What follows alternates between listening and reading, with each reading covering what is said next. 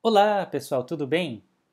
Na videoaula anterior, nós descrevemos o problema de Flow-Shop, vimos o algoritmo pioneiro de Johnson, pioneiro não só para Flow-Shop, mas para toda a área de scheduling. Lembra que foi inaugurada com o problema de Flow-Shop, a publicação de Johnson em 1954. Vimos a heurística construtiva NH, uma das mais famosas e a representativa aqui para o problema de Flow-Shop, e vimos que a evolução do estudo do problema de Flow-Shop se confunde, a história se confunde com a evolução das heurísticas propostas, né? Houve diversas heurísticas aí, e esse problema então foi abordado muito mais por meio de métodos heurísticos do que por modelos matemáticos de solução exata, né?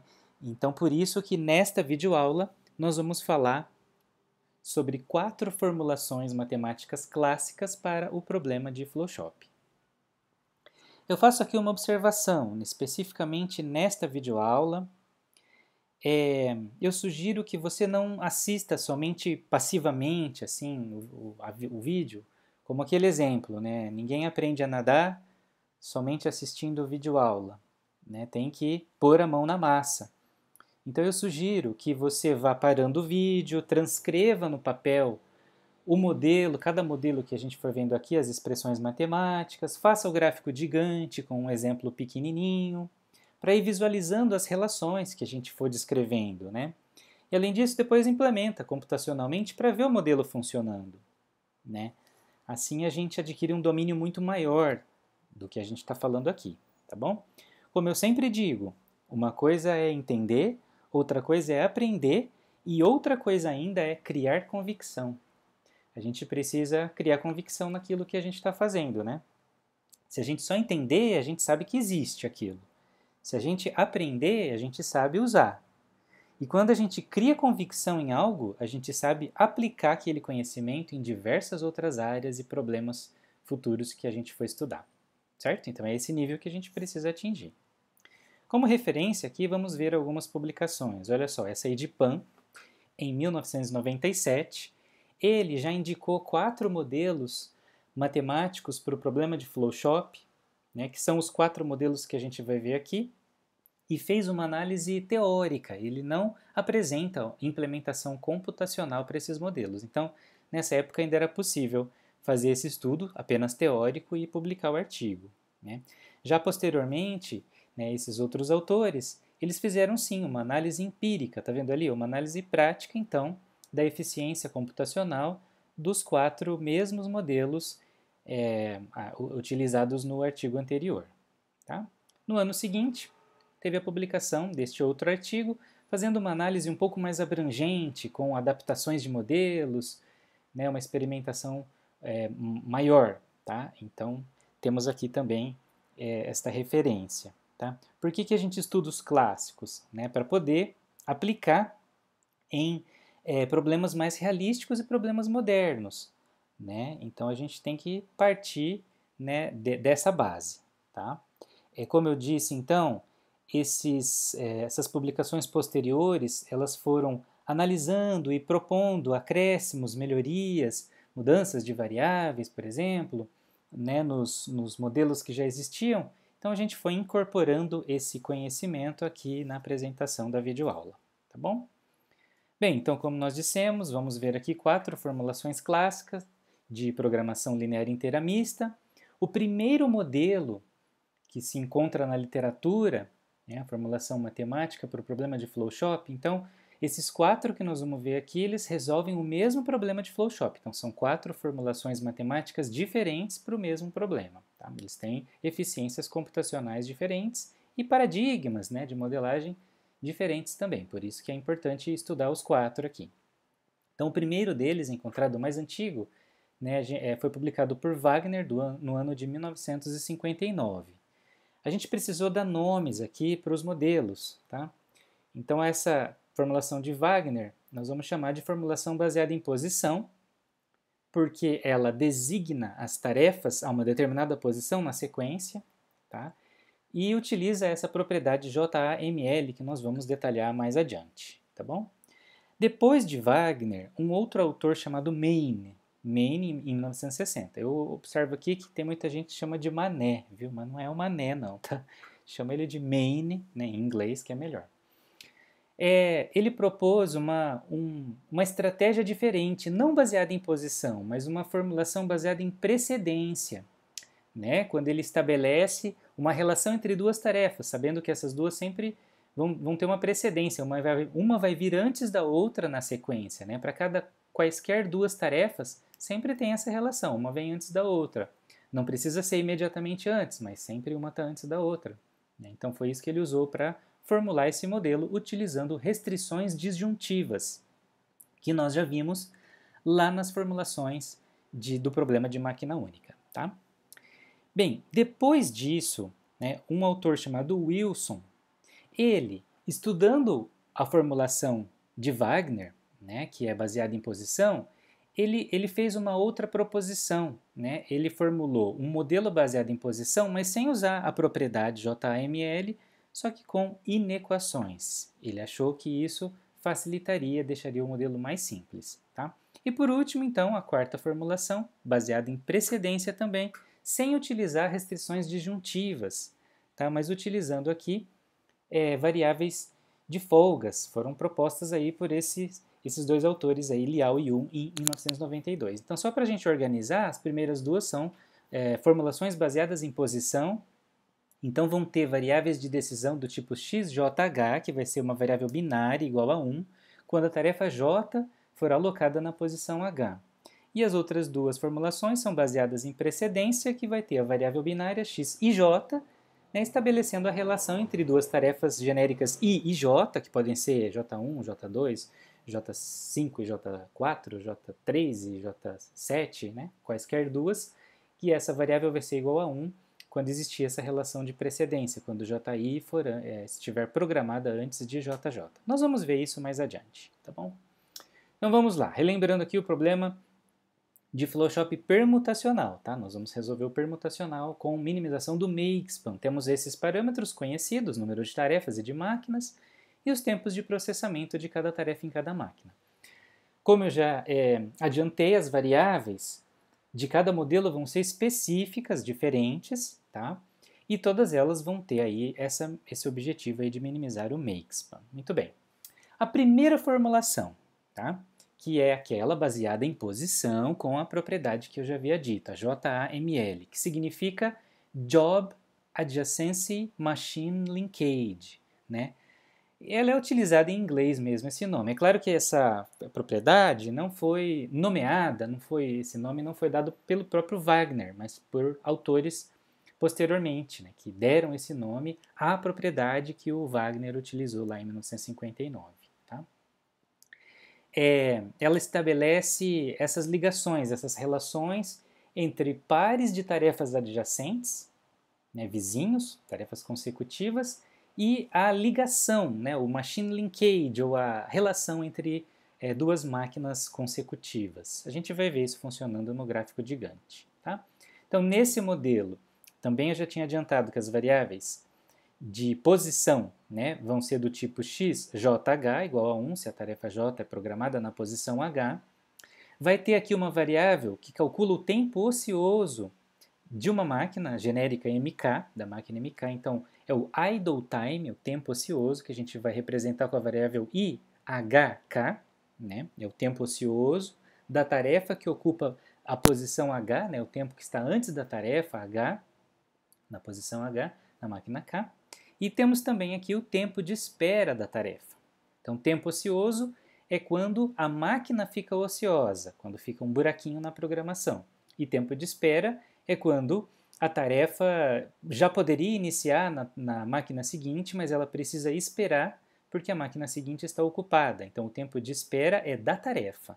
Tá? Então, é WHK, é o tempo de espera da tarefa que ocupa a posição H, então é antes da tarefa na posição H, tá? Na máquina K. Repara que nesse modelo não tem variáveis que calculam os instantes de término. É muito interessante isso, que uma formulação para minimizar o makespan, minimizar a duração da programação, né, não requer o cálculo dos instantes de término, né? Não precisa saber quando cada tarefa termina. né? Só as relações aí dessa propriedade já são capazes de calcular o Makespan, tá bom? Vamos ver isso aqui, ó. Sobre a propriedade, então, que nós falamos, a propriedade JML. Ela considera sempre um par de de máquinas, né? Um par de máquinas, né? Consecutivas. Tá vendo ali, ó, MK e MK mais 1 genericamente. Ali pode ser no meio da programação, mas isso vai acontecer desde a primeira até a última, tá? Então, duas máquinas vizinhas e duas tarefas vizinhas também, que são essas aí, a verde e a lilás. Então, é a tarefa que está na posição H, genericamente, e a tarefa que está na posição H mais 1, tá? Como a gente usa a notação JI, JJ, J1, J2, J3 com o índice da tarefa, quando a gente quer se referir à posição, aí a gente põe o colchete, tá? Então, a tarefa que está na posição H é o J colchete H, tá? Então, repara que existe esse desenho, essa relação no problema de Flowshop para duas máquinas consecutivas e para cada duas tarefas consecutivas também. O que o Wagner percebeu? Qual é a sacada da propriedade lá do modelo dele?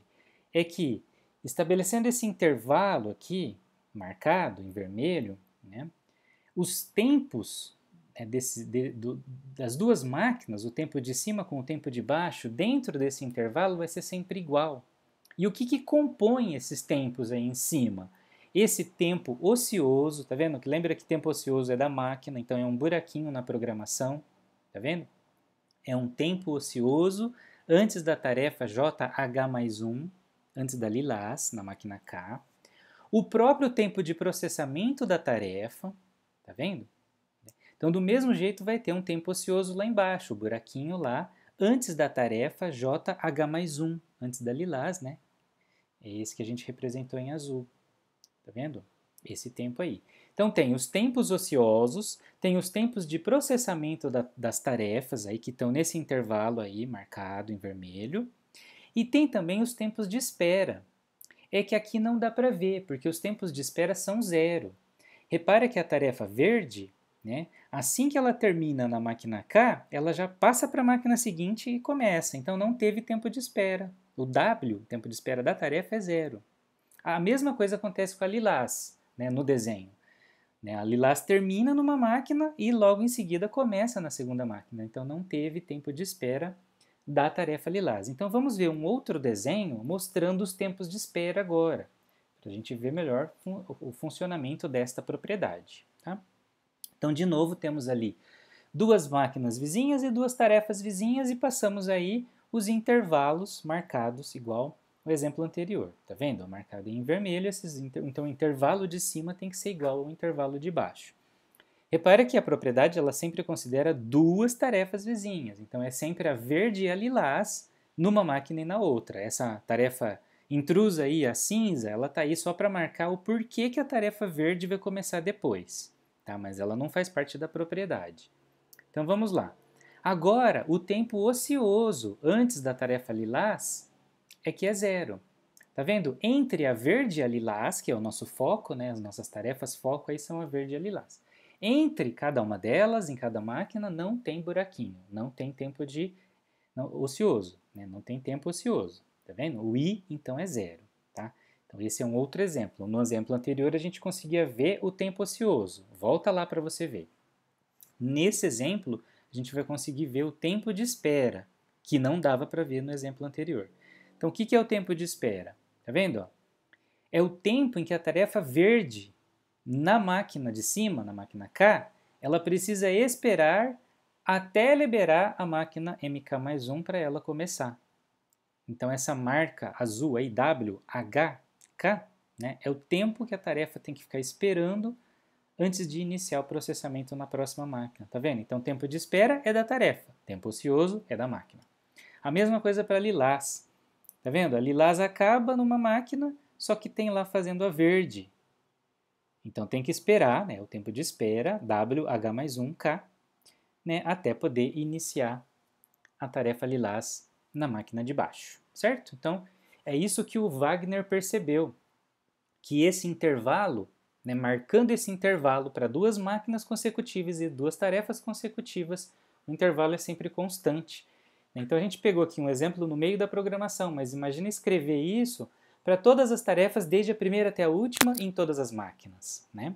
Foi isso que ele usou na formulação dele. Então, genericamente, essa propriedade JML, né, a gente pode representar desse jeito aí, ó.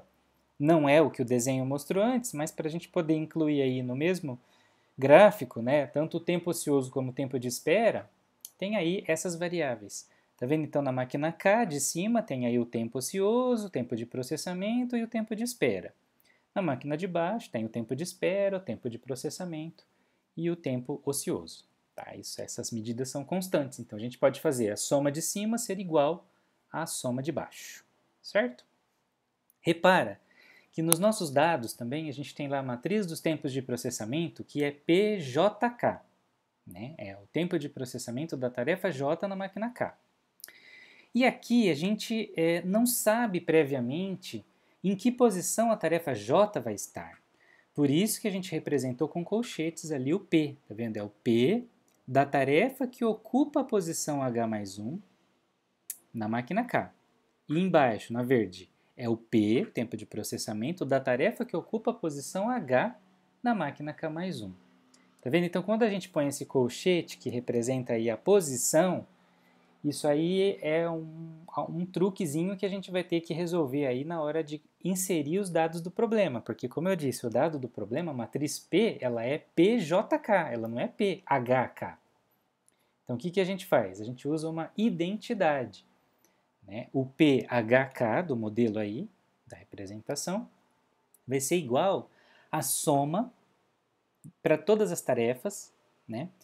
Da multiplicação do tempo de processamento das tarefas JK vezes o XJH, que é a variável de decisão. Então, quando o x representar a atribuição, né, a posição daquela tarefa J na posição H, ou seja, o x vai ser 1, a gente multiplica esse 1 pelo tempo, por aquele tempo de processamento, né, pelo tempo de processamento da tarefa J.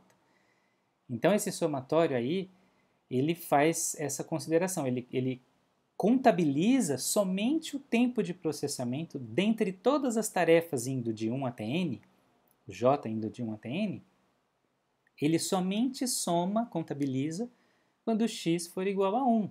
Como somente uma tarefa pode ocupar uma posição, né, não pode ter duas tarefas ou a mesma tarefa em posições diferentes, então só vai ter um x aí valendo 1. Então, esse x valendo 1, que multiplica aí, né, os PJK, vai multiplicar o tempo de processamento válido. Então, eu vou fazer o PHK igual àquele tempo de processamento da tarefa que está alocada naquela posição. Então, esse é um caso, como eu disse. Para o vídeo, dá uma estudadinha aí na propriedade e depois segue adiante. Porque agora a gente vai passar para o modelo matemático. Então, o modelo matemático 1, que é esse baseado, né, a formulação baseada em posição, variáveis de posição, com a propriedade JML, proposto por Wagner em 1959, né, tem aí a função objetivo, minimização do Makespan, né, tem aqui o conjunto de restrições do problema de designação. Lembra do problema clássico de designação de objetos, pessoas, né? A gente viu isso lá nas aulas de pesquisa operacional que eu indiquei, né? Então aqui temos as mesmas restrições aí daquele problema aqui nessa formulação para o Flowshop, porque é o que a gente está fazendo, a gente está designando tarefas a posições específicas. Então essas são as mesmas restrições de lá do problema clássico da designação.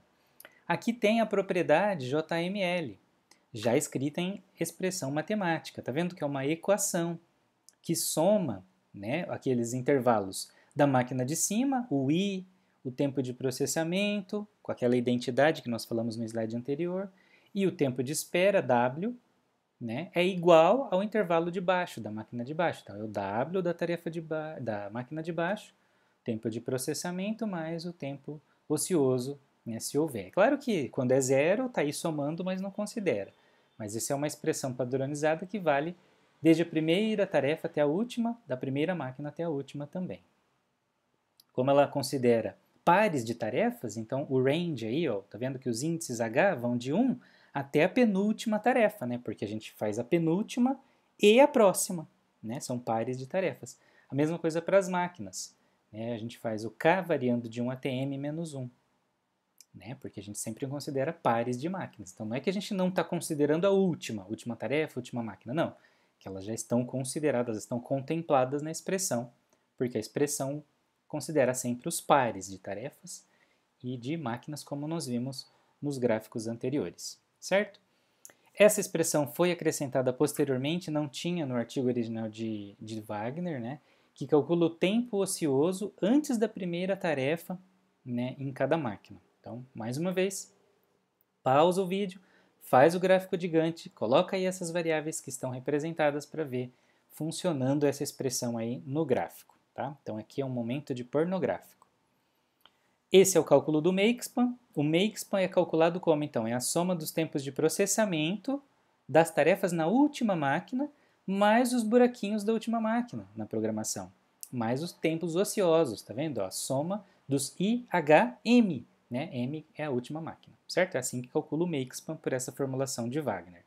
E aqui temos o domínio, né? Ou os valores possíveis para cada variável considerada aí. A binária, XJH, o Cmax, que é o makespan, o I e o W.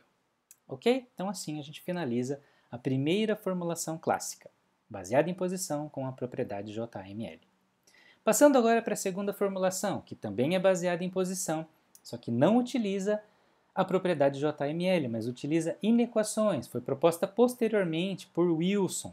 Né? Então, quais são as variáveis? Então, ela é baseada em posição, utiliza a mesma variável, XJH. Tá?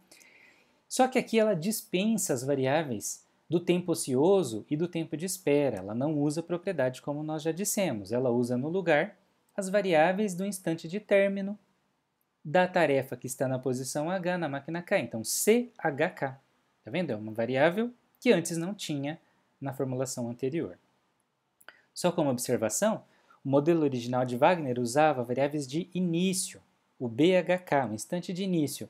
Mas como nos problemas de scheduling é mais comum encontrar na literatura, né, a referência, né, a indexação aí dos tempos pelo instante de término, né, por causa das medidas de desempenho consideradas, então aqui também para padronizar, a gente já está considerando aí a variável do instante de término da tarefa na posição H na máquina K. Muito bem. Aqui podemos passar diretamente para o modelo, porque não usa propriedade, então como é que fica o modelo? Né, a formulação baseada em posição, só que agora com inequações. Né? Temos aí o cálculo do makespan na função objetivo. Temos ainda o conjunto de restrições, né, que a gente traz do problema clássico da designação. Né? E agora temos aqui o cálculo dos instantes de término da tarefa na posição H em cada máquina K. Então, repara que a primeira tarefa na primeira máquina, né, que se refere aí ao instante de término C11, né, a primeira tarefa na primeira máquina, é facilmente calculada, né, só ao tempo de processamento da tarefa J alocada naquela posição H. Tá vendo? Por isso a gente pode fazer uma equação direto. Né? Como na primeira máquina não tem tempo de espera, nem tempo ocioso, não tem buraquinho, né? Então a gente pode também escrever uma equação, né, da primeira máquina, que é essa próxima equação aí, o CH1.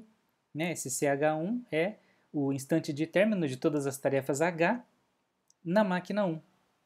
Né? Que é sempre o instante de término da tarefa anterior, tá vendo? O CH-1 naquela máquina 1, mais o tempo de processamento da tarefa que a gente está calculando. A mesma coisa para a primeira tarefa em cada uma das máquinas. Né? Se você fizer o gráfico de Gantt, você vai ver isso. Quando você executa a primeira tarefa na primeira máquina, depois na segunda máquina, depois na terceira, na quarta, na quinta, né? Em todas as máquinas, essa primeira tarefa ela não tem tempo de espera. Então pode ter uma equação aqui também, que é a equação C1K. Tá vendo? Então a primeira tarefa, a tarefa que está na primeira posição, né, na máquina K, né, o instante de término dela vai ser sempre o instante de término da máquina anterior, K-1, mais o tempo de processamento. Então, é uma equação que dá para escrever aí. Tá? As equações elas são sempre mais apertadas, né? Elas definem um espaço de soluções possíveis menor do que as inequações. Então, sempre que possível, a gente identificar uma propriedade no problema que dá para representar por equação, é melhor. A gente restringe o espaço de soluções e a busca pode ficar mais rápida, né, pela solução ótima. Por isso que a gente conseguiu escrever essas 3 equações. E aí chega nas inequações propostas por Wagner, né, que são as expressões genéricas aí. Então, essa penúltima expressão que aparece aí, né, CHK, né, ela está calculando o instante de término de uma tarefa genérica que está na posição H na máquina K, que vai ser sempre maior do que o instante de término da tarefa, da mesma tarefa que está na posição H, né, na máquina anterior mais o processamento dela, ou como está calculado na última expressão aí, né, que vai ser o instante de término, né, o CH-1, ou seja, naquela mesma máquina, né, o instante de término da tarefa anterior mais o processamento dela. Então, eu recomendo fortemente que você represente essas duas últimas restrições aí no gráfico de Gantt para enxergar isso acontecer. Porque genericamente, então, repetindo, o que elas estão fazendo? Né, o instante de término, por isso que tem que ser uma inequação, maior ou igual, porque uma das duas situações vai acontecer. Tá? Então, o instante de término vai ser definido como, né, o término da máquina anterior mais o tempo de processamento dela, ou o término da tarefa anterior naquela máquina mais o processamento dela. Certo? Então, essas são as inequações propostas por Wagner. Temos aqui o cálculo do Makespan, que é simplesmente o instante de término da enésima tarefa, da última tarefa, né? Da enésima tarefa na máquina anterior. Na máquina M, né? Na última máquina. Então, por isso a gente pode escrever uma equação também aí. O Cmax é igual ao instante de término, já que aqui a gente tem variáveis de instante de término, né? A gente já tem calculado ali o instante de término da enésima tarefa, da última tarefa, né? Na última máquina, da emésima máquina, tá? Da última máquina. E, por fim, ali, mais uma vez, o domínio das variáveis. Assim, a gente finaliza a formulação 2. Agora, entrando nas formulações baseadas em precedência, que é aquela que tem variáveis do tipo x e j.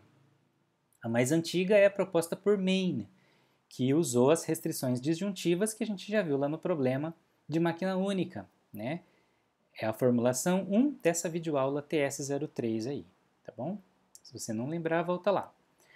As restrições disjuntivas, elas exigem que a gente use um parâmetro que é aquele Big M, geralmente, nos modelos da literatura, e aqui, como a gente já tem o M para notação de máquinas, então a gente vai usar a variável V, notação V para esse valor suficientemente grande, tá, para usar nas restrições disjuntivas. E aqui, usando artigos da literatura também, a gente faz esse cálculo aí, que é 10 vezes a soma de todos os tempos de processamento das tarefas em todas as máquinas. Tá? Esse é uma estimativa aí para esse valor do V.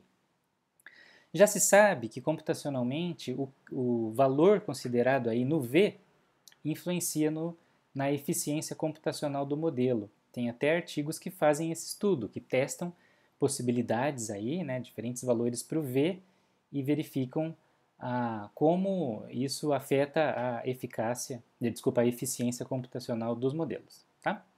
Muito bem, como eu já disse aqui, as variáveis são do tipo x e j, que é igual a 1, quando a tarefa JI é programada em qualquer posição antes da tarefa J. Tá? Não precisa ser imediatamente antes, vizinhas. Tá? Pode ser qualquer posição antes da J, então x e j é igual a 1. E aqui a gente usa, então, outro tipo de variável para instante de término. Não é o CHK, como nós vimos na formulação anterior. É a CJK, que a gente pode usar o CJK, que é o instante de término da tarefa J na máquina K. Ok? Podemos passar diretamente para o modelo matemático também, porque não tem propriedade aqui para ver em detalhes, né? A minimização do Makespan, né? Então, na primeira máquina, a gente já sabe que o instante de término, né? Tá vendo que o K é igual a 1 aí, o C para todos os J, né? CJ, todos os J, na máquina K, então CJ1, né? Nessa primeira máquina, o instante de término vai ser sempre maior ou igual ao tempo de processamento da tarefa. Essa é uma relação conhecida que pode ser representada aí. Tá? Entre as máquinas, como é que fica? Né? Entre uma máquina K e uma máquina K mais 1. né? Então, o instante de término da máquina K mais 1 vai ser o da máquina K mais o tempo de processamento. Tá vendo que quando a gente usa variáveis com índice J, né, o CJK, não precisa daquele somatório lá da identidade, né, porque não tem a ver com posições, porque quando a gente diz CJK, a gente já sabe qual é a tarefa J, o índice é o J, né, e os dados nossos estão em função do J, é o PJK, a nossa matriz de dados. Então já soma simplesmente ali o tempo de processamento da tarefa J, PJ, né, K mais 1. Não precisa do somatório, né, multiplicando por X, aquela identidade que nós vimos na formulação, na primeira formulação, tá? Aqui temos as disjuntivas, tá? Que se você não lembra como funciona, volta lá na aula de máquina única para ver como elas funcionam, porque lá tem exemplos com gráficos bem ilustrados para mostrar como elas funcionam, tá bom? Eu só estou dizendo aqui que essas são as disjuntivas aqui para o cálculo, né, dos instantes de término no problema de Flowshop, que funciona exatamente igual, né, ao problema de máquina única, tá? Aqui é o cálculo do Makespan, que vai ser sempre maior do que os instantes de término de todas as tarefas na máquina M, a última máquina. Tá? Como aqui a gente não trabalha com posição, não dá para saber qual é a tarefa dentre as J, né, que vai ocupar a última posição, que vai definir o Makespan. Então, por isso que a gente tem que colocar uma inequação, fazendo o Makespan ser maior do que todas elas. Já que a gente não sabe qual delas é a maior, tem que ser maior do que todas elas e vai acabar sendo igual ao maior valor dentre todos os instantes de término das tarefas todas na última máquina M. Ok? Aqui é o domínio das variáveis utilizadas. Muito bem, a última formulação, que também é baseada em precedência, né, só que agora com folgas. O que Liao e Yu percebeu?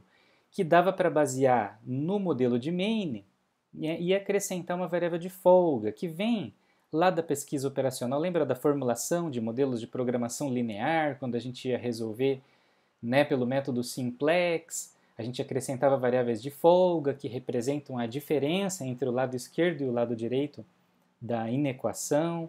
Então a gente substitui por uma equação e representa essa diferença aí como uma variável, que a gente chamava de folga ou de excesso, né? A ideia vem daí, tá? Mas tem uma definição diferente.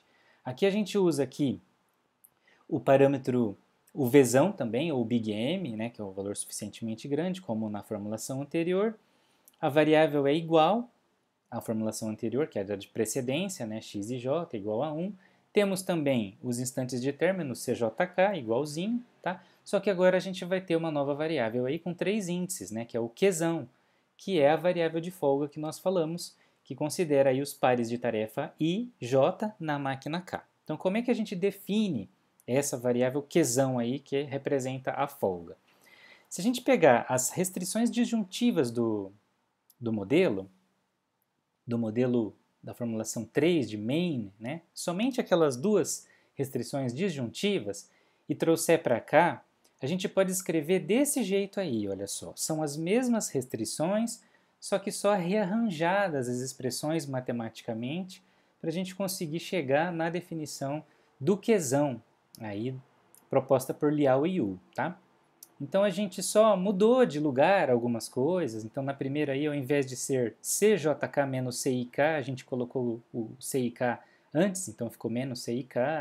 Né? A gente multiplicou o Vzão por X, então ficou, lembra que era Vzão multiplicando por 1 menos X e J, né? Então a gente fez a multiplicação distributiva. Então essas operações algébricas que eu já omiti aqui, tá?